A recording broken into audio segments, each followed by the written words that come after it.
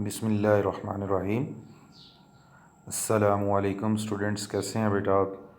ठीक हैं जी। मैं उम्मीद करता हूँ कि माशाल्लाह आप बिल्कुल ठीक होंगे और आप लोगों को मुबारकबाद कि आप 10th क्लास में प्रमोट हो चुके हैं बग़ैर एग्ज़ाम के ही।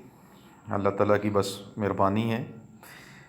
तो मैथ का काम हम इंशाल्लाह स्टार्ट करते हैं। तो सबसे पहले जो है वो हम देखते हैं कि हमारे पास जो कॉन्टेक्ट है, जो कोर्स है, वो क्या है।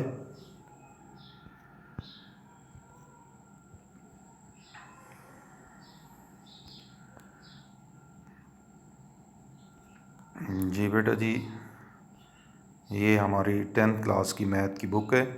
मुझे उम्मीद है कि आप सबके पास होगी। ठीक है, अगर किसी के पास नहीं भी है तो वो परचेज़ कर ले। PDF फॉर्म में मैंने आपको सेंड कर दिया, उसको भी डाउनलोड कर सकते हैं। तो बेटा टोटल इसके जो चैप्टर हैं वो 13 हैं जो हमने सॉल्व करने हैं। 13 चैप्टर हैं इसके, जिनमें मेन चैप्टर जो हैं वो 7 है। जिस तरह आपने 9th में भी आपको पता था 17 चैप्टर थे और उसमें जो मेन कैलकुलेशन के चैप्टर हैं वो 9 हैं। तो इसी तरह इसमें जो हैं वो 7 चैप्टर कैलकुलेशन के हैं। बाकी 5 चैप्टर जो हैं वो थ्योरम के रिलेटेड हैं, जिनमें से हम एक चैप्टर के थ्योरम करेंगे और एक चैप्टर जो है वो प्रैक्टिकल ज्योमेट्री का है, वो भी इंशाल्लाह करेंगे। स्पेशली जो बच्चे करना चाहेंगे ज्योमेट्री, उनको ज़रूरी करवाएंगे। तो पहला जो हमारा यहाँ पर चैप्टर है वो है क्वाड्रेटिक इक्वेशन का। ये आप देख रहे हैं, क्वाड्रेटिक इक्वेशन का चैप्टर है। इंतहाई सिंपल इजी सा है, कोई उसमें कन्फ्यूजन नहीं होगी इंशाल्लाह। मुझे उम्मीद है कि आपके बाएं हाथ का खेल है ये, बहुत ही इजी चैप्टर है। इस तरह की क्वेश्चन आप 9th क्लास में बेशुमार कर चुके हैं। तो इस चैप्टर के अंदर पहले हम देखते हैं, हम पढ़ेंगे क्या क्या कुछ सीखेंगे। सबसे पहले हम चेक करेंगे क्वाड्रेटिक इक्वेशन होती क्या है। क्वाड्रेटिक इक्वेशन क्या होती है। नंबर 2, उसको हम सॉल्व कैसे करेंगे। एक क्वाड्रेटिक इक्वेशन को सॉल्व करने के लिए हम 3 मेथड इस्तेमाल करेंगे। एक मेथड आपने 9th में इस्तेमाल किया था, फैक्टराइजेशन। एक तो वही पुराना मेथड होगा फैक्टराइजेशन। तो बाकी 2 मेथड नए हैं, एक कंप्लीटिंग स्क्वायर और दूसरा क्वाड्रेटिक फार्मूला होगा। क्वाड्रेटिक इक्वेशन को 3 तरीक़ों से सॉल्व करेंगे, फैक्टराइजेशन, क्वाड्रेटिक फार्मूला और फिर उसके बाद कंप्लीटिंग स्क्वायर।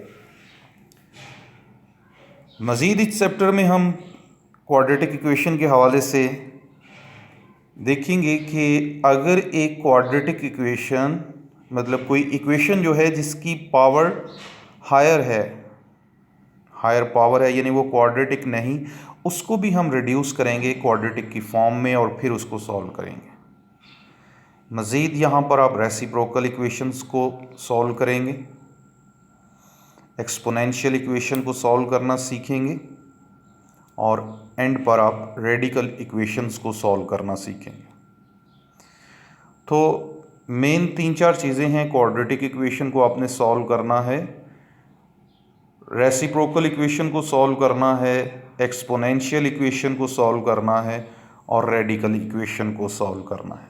4 टाइप के क्वेश्चन होंगे, यानी 4 तरह की इक्वेशन को आपने सॉल्व करना है। और बाकी मज़ीद इसमें कुछ लंबा चौड़ा नहीं है, 4 दिन का इंशाल्लाह चैप्टर होगा अगर आप मेहनत से काम करेंगे तो। जी, तो सबसे पहले देखते हैं हम ये क्वाड्रेटिक इक्वेशन, इसकी डेफिनेशन सब बच्चों ने जो है वो अपने पास नोट करनी है। क्वाड्रेटिक इक्वेशन बेटा हम कहते हैं कि ऐसी इक्वेशन जिसकी पावर 2 होती है, जिसकी वेरिएबल की पावर जो होती है वो 2 होती है, An equation which contains the square of the unknown variable or quantity but no higher power is called quadratic equation or an equation of the second degree. ऐसी इक्वेशन जिसके वेरिएबल की पावर 2 होती है, 2 से ज़्यादा नहीं और कम भी नहीं, जिसके वेरिएबल की पावर 2 होगी उसको हम क्वाड्रेटिक इक्वेशन कहेंगे। तो ये आप देख रहे हैं, ये एक एग्जांपल है, a second degree equation in one variable x in the form of ax square plus bx plus c equal to 0। ax square, x square का कोफिशिएंट क्या है a, x का कोफिशिएंट b और कांस्टेंट टर्म c है। a 0 नहीं होगा यहाँ पे, a b c और रियल नंबर। इस इक्वेशन को, ये जो आपने पढ़ी है a x square plus b x plus c equal to 0, इसको स्टैंडर्ड फॉर्म भी कहते हैं, क्वाड्रेटिक इक्वेशन की स्टैंडर्ड फॉर्म। ठीक है, याद रखना है। स्टैंडर्ड फॉर्म जब भी पूछेगा, एमसीक्यूज़ में पूछेगा जी standard form of quadratic equation, तो ये आपने ज़हन में रखनी है, एक्स स्क्वायर वाली टर्म, फिर एक्स वाली और फिर कांस्टेंट और इक्वल के बाद 0, 3 टर्म्स पर मुश्तमिल होती है स्टैंडर्ड फॉर्म जो क्वाड्रेटिक इक्वेशन की है। एक्स स्क्वायर भी एग्जिस्ट करता है, एक्स वाली भी होती है और कांस्टेंट भी। तो अब इनको रीड कैसे करना है, ए क्या है, बी क्या है, सी क्या है, ये बहुत ज़रूरी है। Here A is the coefficient of x square. जब मैं आपसे पूछूंगा एक्स स्क्वायर का कोफिशिएंट क्या है तो आपको पता होना चाहिए सर ए। फिर इसी तरह एक्स का कोफिशिएंट बी है और कांस्टेंट टर्म सी है। तो इसी इक्वेशन को आप नीचे देखें, कोई और इक्वेशन लिखते हैं, x square minus 7x plus c, तो ये भी हमारे पास क्वाड्रेटिक इक्वेशन है, स्टैंडर्ड फॉर्म में है। 3x square plus 4x equal to 5, तो ये स्टैंडर्ड फॉर्म में नहीं है, हालांकि है इसके 3 टर्म्स, लेकिन स्टैंडर्ड फॉर्म में क्यों नहीं है, क्योंकि इक्वल टू 0 होना चाहिए, यहाँ पर इक्वल टू 5 है। तो इसको हम अरेंज करके स्टैंडर्ड फॉर्म बनाएंगे, ये स्टैंडर्ड फॉर्म नहीं है। ठीक है, तो अब ये तो हो गई स्टैंडर्ड फॉर्म क्वाड्रेटिक इक्वेशन की। अगर यहाँ पर b को मिस कर दिया जाए, यानी x वाली टर्म, ये जो bx है इसको गायब कर दें और सिर्फ रह जाए ax स्क्वायर प्लस c, तो वो बन जाती है pure quadratic equation. If b equal to 0 in quadratic equation then it is called a pure quadratic equation. ठीक है, ये क्या बन जाएगी, pure quadratic equation. For example x square minus 16 equal to 0, तो ये एक्स स्क्वायर माइनस 16 जो है प्योर क्वाड्रेटिक इक्वेशन। सेम आगे है 4x स्क्वायर इक्वल टू 7, ये भी प्योर क्वाड्रेटिक है। प्योर क्वाड्रेटिक में और स्टैंडर्ड फॉर्म में अपने फ़र्क ज़हन में रखना है। जो प्योर होती है प्योर क्वाड्रेटिक, उसमें x की टर्म यानी b जो है कोफिशिएंट x का वो 0 होता है। सिर्फ एक्स स्क्वायर वाली टर्म और कांस्टेंट टर्म हो तो हम उसको प्योर क्वाड्रेटिक करते हैं। एक्स स्क्वायर वाली भी हो, कांस्टेंट ना भी हो, तो भी वो प्योर क्वाड्रेटिक होगी। तो लेकिन स्टैंडर्ड फॉर्म में एक्स स्क्वायर, एक्स और कांस्टेंट टर्म होगी तो वो स्टैंडर्ड फॉर्म होगी। ये पहचान आपने ध्यान में रखनी।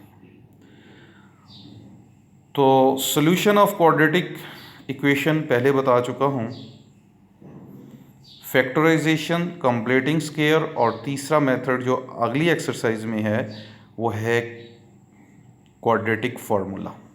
तो ये एमसीक्यूज़ के लिए जहन में रखना है कि क्वाड्रेटिक इक्वेशन को सॉल्व करने के कितने मेथड हैं जी, 1 2 3 4 5 6 जी, 3 मेथड है। नाम कौन कौन से हैं, factorisation method, completing square, quadratic formula.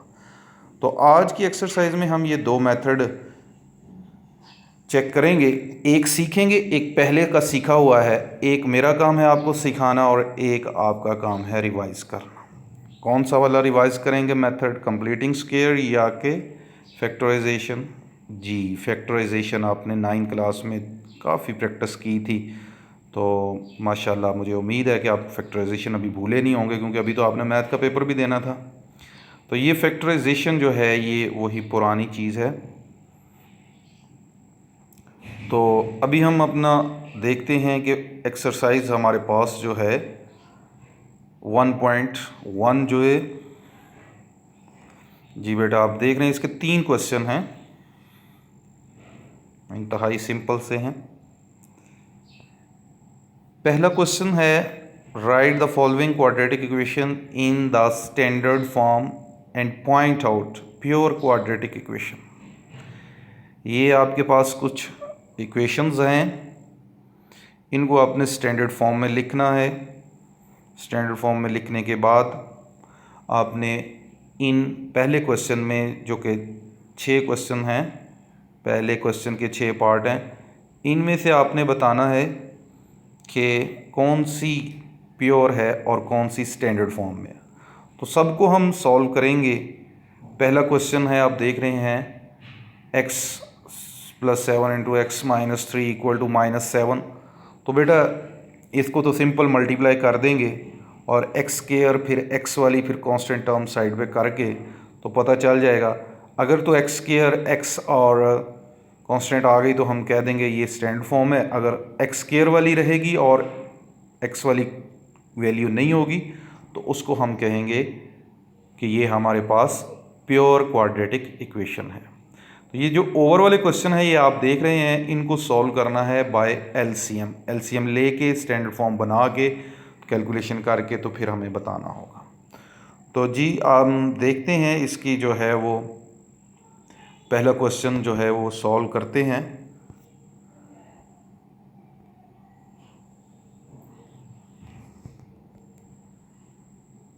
जी तो ये देखिए हमारे पास 7 + x × 7 x - 3 या x + 7 x - 3 = -7। तो सबसे पहले तो मल्टीप्लाई करेंगे, तो मल्टीप्लिकेशन आपको अच्छे खासे तरीके से सिखाई हुई आती है। x को x के साथ मल्टीप्लाई करेंगे तो x² आ जाएगा, फिर x को -3 से, फिर इसी तरह x को 7 से और -3 से। तो ये मैं मल्टीप्लिकेशन नहीं सिखाऊंगा आपको, यहाँ पे रिव्यू करवा रहा हूँ। मल्टीप्लाई करेंगे तो हमारे पास टर्म्स जो हैं वो बच गई x² - 3x + 7 x - 21 = -7। अब लाइक टर्म्स जो हैं उनको सॉल्व करेंगे, x² + 4x बच जाएगा, ये 7x और -3x है, बड़ी रकम प्लस की है, +7 -3 + 4 बचेगा, -4 नहीं लिख देना, साइन में मिस्टेक आप करते हैं, नहीं करनी। अब -7 राइट साइड पर है, इसको शिफ्ट करेंगे लेफ़्ट साइड पे। तो जब number left to right, right to left shift होता है तो आपको पता है साइन चेंज हो जाता है, प्लस माइनस में और माइनस प्लस में, मल्टीप्लाई डिवाइड में और डिवाइड मल्टीप्लाई। तो ये जो -7 है इधर आके +7 हो जाएगा। आफ्टर कैलकुलेशन x² + 4x - 14 = 0, ये बच गया मेरे पास। तो ये देखिए बेटा ये स्टैंडर्ड फॉर्म है क्वाड्रेटिक की, तीनों टर्म्स आई हैं, x² वाली भी आई है, x वाली भी है और कांस्टेंट भी है। तो ये क्वाड्रेटिक इक्वेशन है, यानी स्टैंडर्ड फॉर्म है उसकी, ठीक है। Standard form of quadratic equation होगी, वो भी क्वाड्रेटिक लेकिन वो प्योर। अगर यहाँ पे 4x ना आता, सिर्फ लिखा होता है x² - 14, तो हम इसको क्या कहते, प्योर क्वाड्रेटिक। तो इस तरह आपने पहचान करनी है सॉल्व करके क्वेश्चन को कि वो क्वाड्रेटिक है या कि प्योर क्वाड्रेटिक है। नेक्स्ट इसकी एग्जांपल हम एक ओवर वाला क्वेश्चन कर लेते हैं। क्वेश्चन नंबर 1 का पार्ट 6 है, x + 1/x + 2 फिर x + 2/x + 3 = 25/12। अब ओवर वाले क्वेश्चन आप सॉल्व करने के लिए आपको बताया है कि एलसीएम लेंगे और एलसीएम के साथ दोनों तरफ मल्टीप्लाई कर देंगे।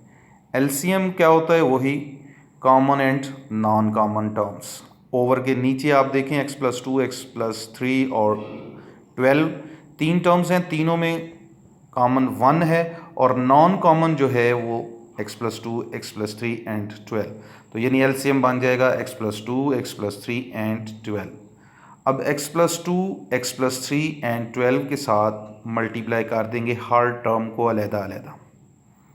Multiply both side by LCM we have, अब कटिंग करके बाकी नीचे बच जाएगा, पहली टर्म के साथ बचेगा 12 इंटू x+3 इंटू x+1, फिर दूसरी के पास साथ बचेगा x+2 एंड 12, और थर्ड वाली के पास बचेगा x+2 x+3 एंड 25।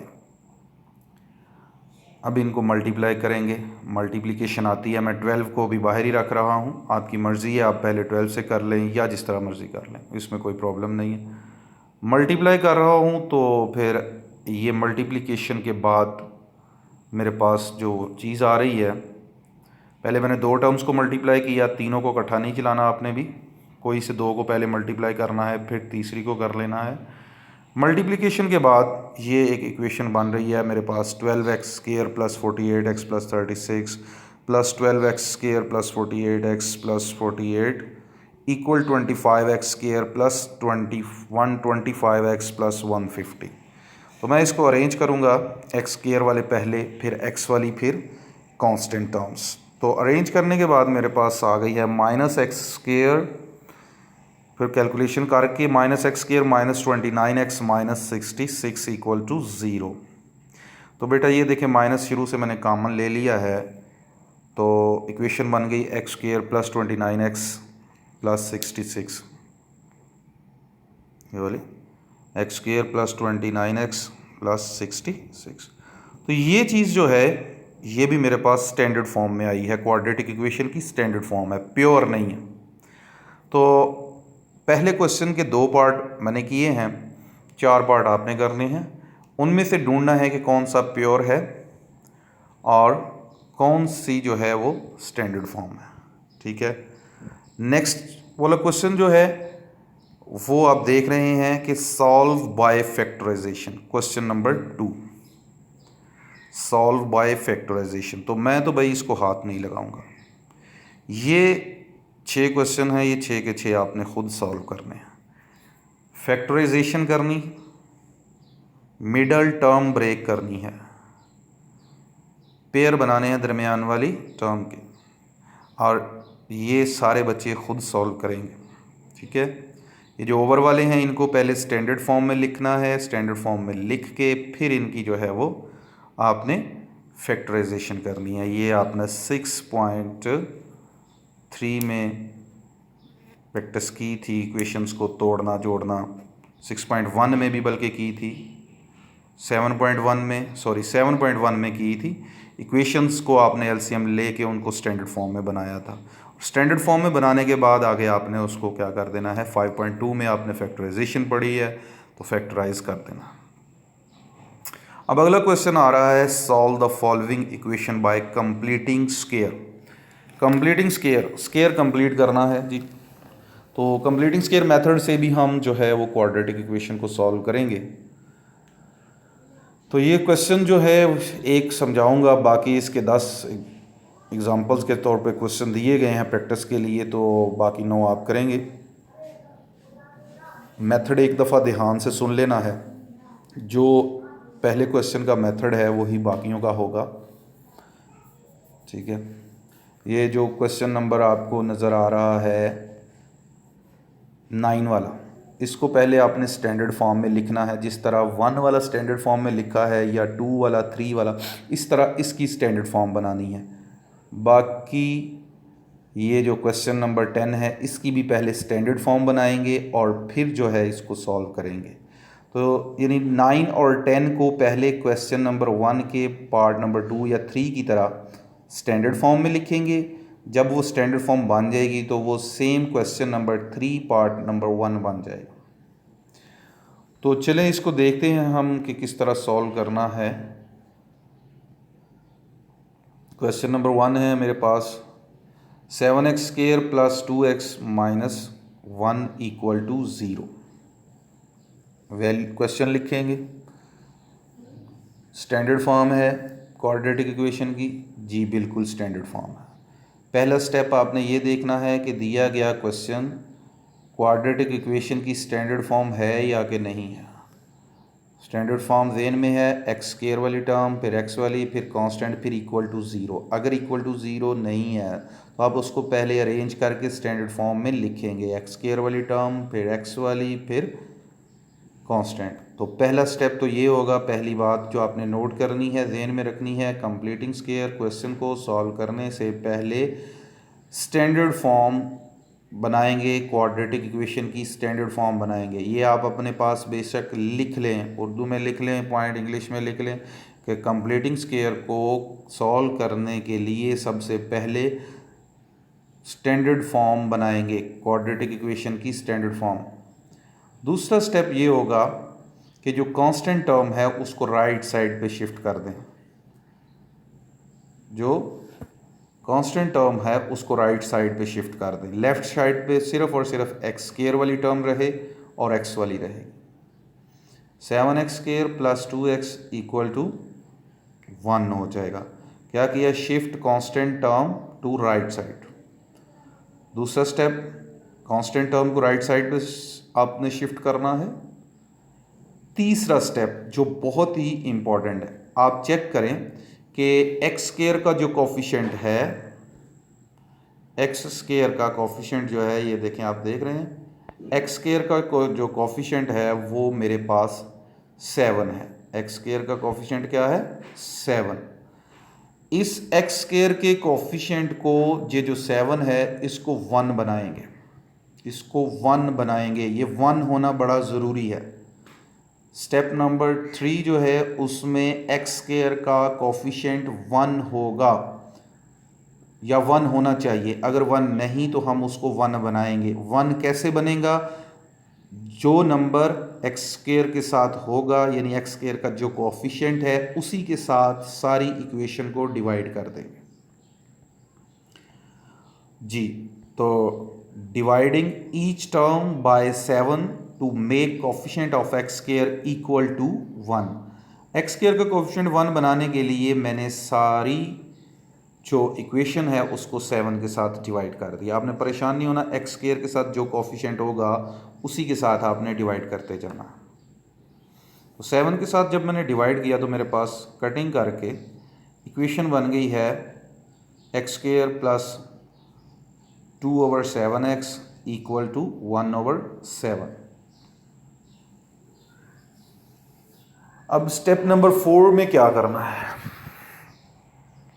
आप देख रहे हैं ये जो x का कोफिशिएंट है 2/7, x का जो कोफिशिएंट है 2/7, इसको 1/2 के साथ मल्टीप्लाई करेंगे। नेक्स्ट स्टेप जो होगा कि multiply coefficient of x with 1/2, हर जगह ऐसे ही करेंगे। x के कोफिशिएंट को 1/2 से मल्टीप्लाई करेंगे, x के कोफिशिएंट को 1/2 से मल्टीप्लाई करेंगे। कोफिशिएंट को मल्टीप्लाई करेंगे, साथ x नहीं लिखना, आपने क्या करना है, x नहीं लिखना, सिर्फ x का कोफिशिएंट क्या है मेरे पास यहाँ पे 2/7। 2/7 को 1/2 से मल्टीप्लाई कर दें तो आपके पास आंसर आ जाएगा 1/7।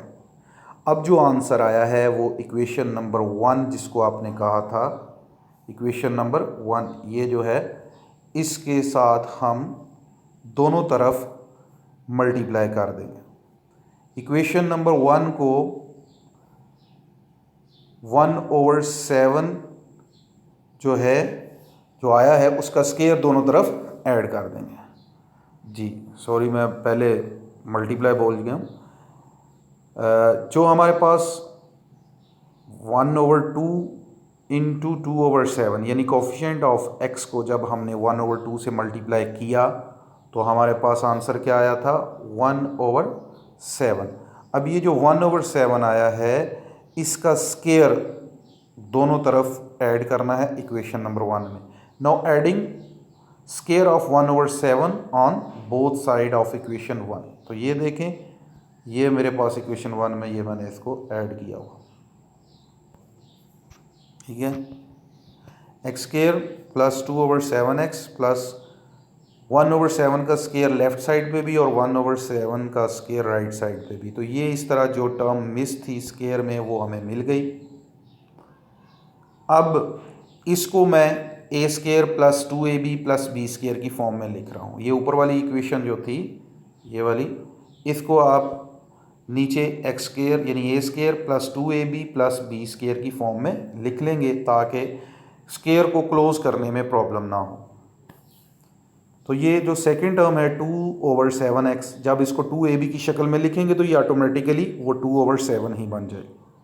आपको टेंशन लेने की ज़रूरत नहीं। यहाँ पे आप सिंपल a वाली टर्म आपके पास x है और b वाली 1/7 है, तो उसी तरह a का square plus 2ab plus b का स्केयर कर देंगे और राइट साइड पे 1/7 का स्केयर ओपन कर देंगे तो जो चीज़ बनेगी उसको लिख देंगे। मेरे पास यहाँ पे 1/49 आ रहा है। अब लेफ़्ट साइड को क्लोज़ किया तो ये a प्लस b यानी x प्लस 1/7 का स्केयर बन रहा है। अब दरमियान में प्लस लगाना है तो कौन बताएगा कि प्लस लगाना है या माइनस? ये मिडल टर्म बताएगी। इसके साथ साइन जो है वो आप देख रहे हैं मेरे पास प्लस का है।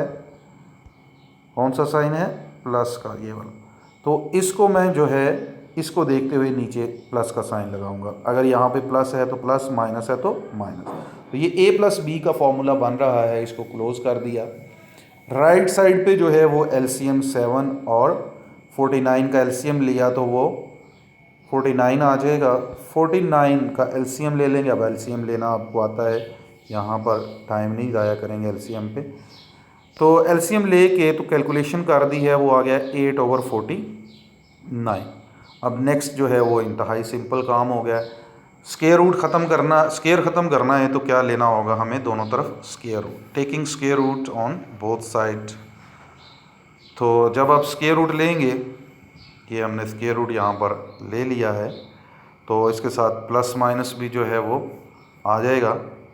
अब ये जो स्केयर है ये इस स्केयर रूट के साथ कट जाएगा, तो नीचे हमारे पास जो है वो रह जाएगा x plus 1/7 equal two plus minus 8 का जो स्केयर रूट था, ये वाले 8 का, ये हमारे पास आया है 2√2 और 49 का 7 आ गया है।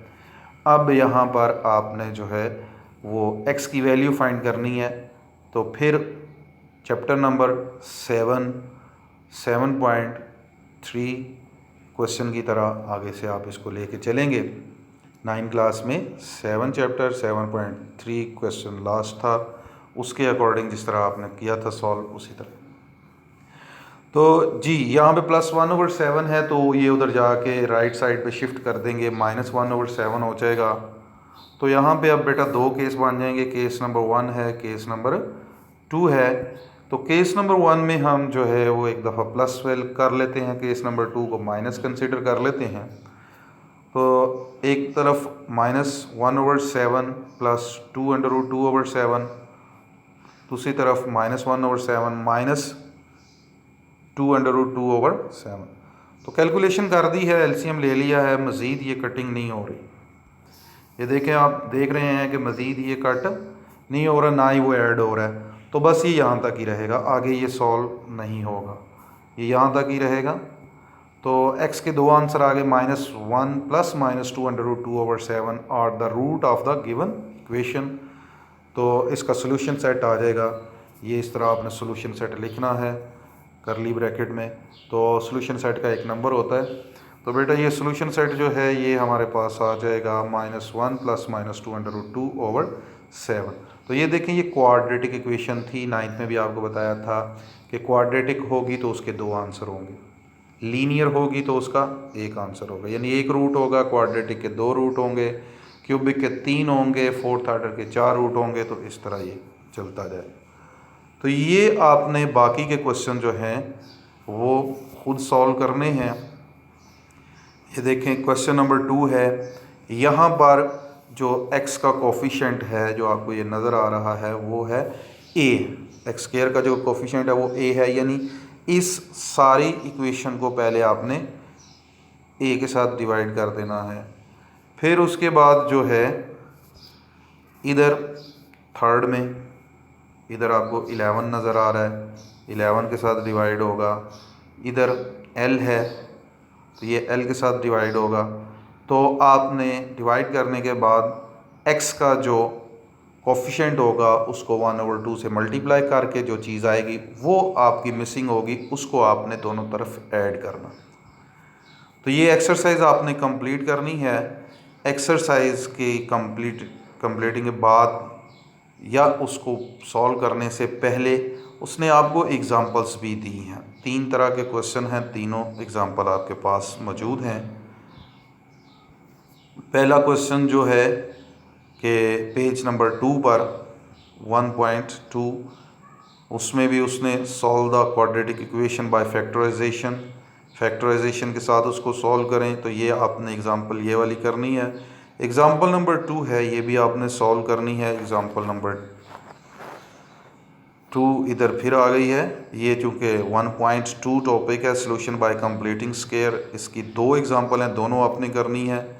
ठीक है, और अगर कहीं के पर कोई प्रॉब्लम आए तो बेटा आपने मुझसे पूछ लेना है। अल्लाह हाफिज़।